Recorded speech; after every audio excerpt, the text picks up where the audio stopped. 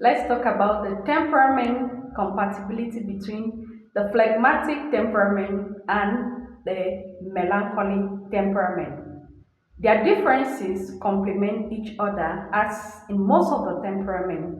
Melancholy structural approach provides security to the phlegmatic, and the phlegmatic's optimistic view of life and enthusiasm refreshes the melancholy. They are positive. So the male who is negative, the positive of the phleg tends to balance up with the negative of the melancholy.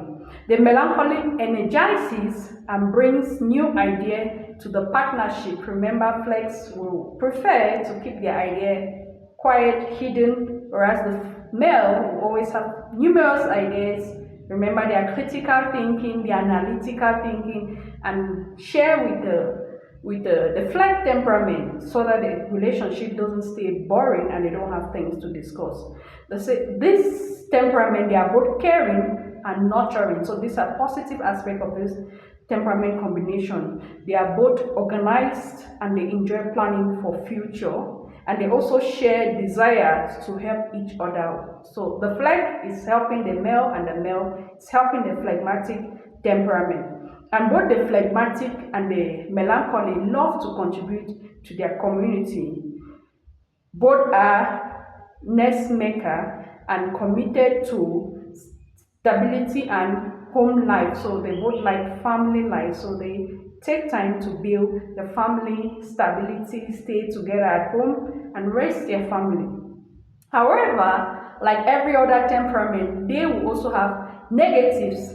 And one of the main negatives is that the melancholy is emotionally reserved and the phlegmatic seeks deeper emotional connection. So the male is always thinking, should I say this? Should I not say this? So sometimes they find it very difficult to confide to the next person. I usually say melancholics are intentionally secretive. Sometimes phlegmatics will not talk, but they are just private people. If you are their spouse, there's nothing they want to hide, they'll be open with you. But males, even as spouse, they always have things that they keep private to themselves. So the flight will not find it easy, the fact that the spouse keeps some things for themselves, or they are private, or they are secretive about things they think they should be open with. So the melancholy may feel uneasy about the phlegmatic's emotional intensity, like the phlegmatic wants to be around, wants to know everything that is happening. Are you okay? Are you fine? And the male who sometimes prefers to feel moody,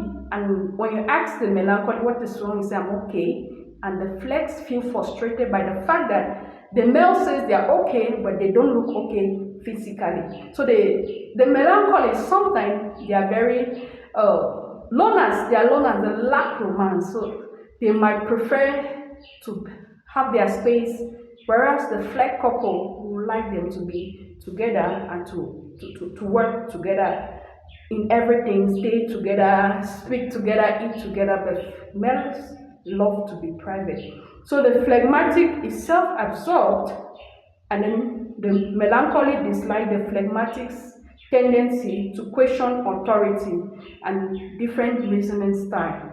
Remember, I usually say males are traditional people. If they say the law says this, melancholics want to follow it to the latter. The flex will ask, why must we follow this or that law? And this tends to irritate the melancholy, who feels if the law says this, we should follow. So for the melancholy, it's facts and only facts alone, whereas the phlegmatic is intuitive and speculative. You could think, okay, maybe we should do this or this. No, for male, don't think about maybe we should do what is right, what is wrong.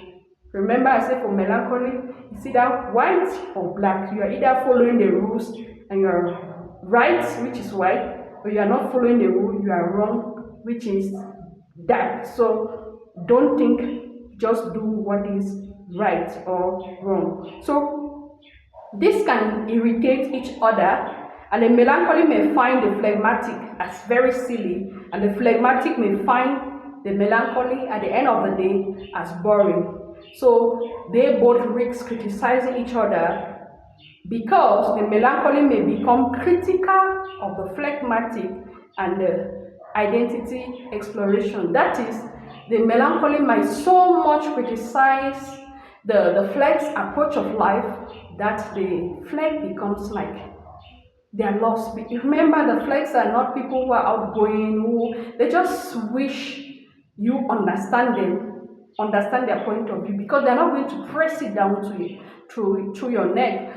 The melancholy, once they have their approach of life, they say this is it, and for them this is the law and this is what we are following. The flex will be very open-minded to swing to the side of the male. But if the male keeps criticizing every idea that the phlegmatic brings, at the end of the day, the phlegmatic might be frustrated because they are intuitive, they are spontaneous. They might be frustrated that this male never takes the approach to life, the way they see life. The male are stuck, they are traditional people. They never change what the law says. Even the things that were law in 1986, the melancholy will still just do that exactly. So if you want to be spontaneous, if you want to be flexible, the melancholy doesn't see life like that.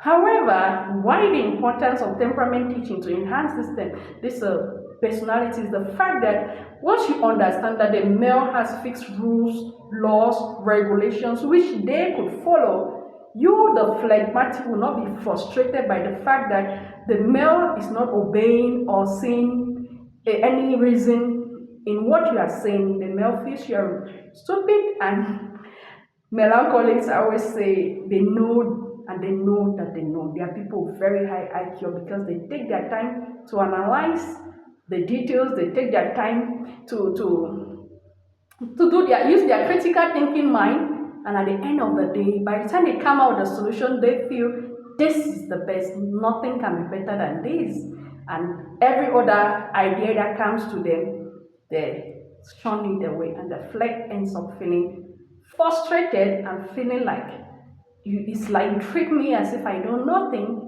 when I know something and I'm trying to contribute. This is a couple, and you don't have they say the monopoly of knowledge here. However, when you learn to understand each other's approach and respect each other, you end up becoming a couple who respect the differences and take advantage of the familiarity or the similarity to build a very strong bond. And most importantly is the fact that they are both family people and they have the willingness and the commitment to make their marriage work. Hello.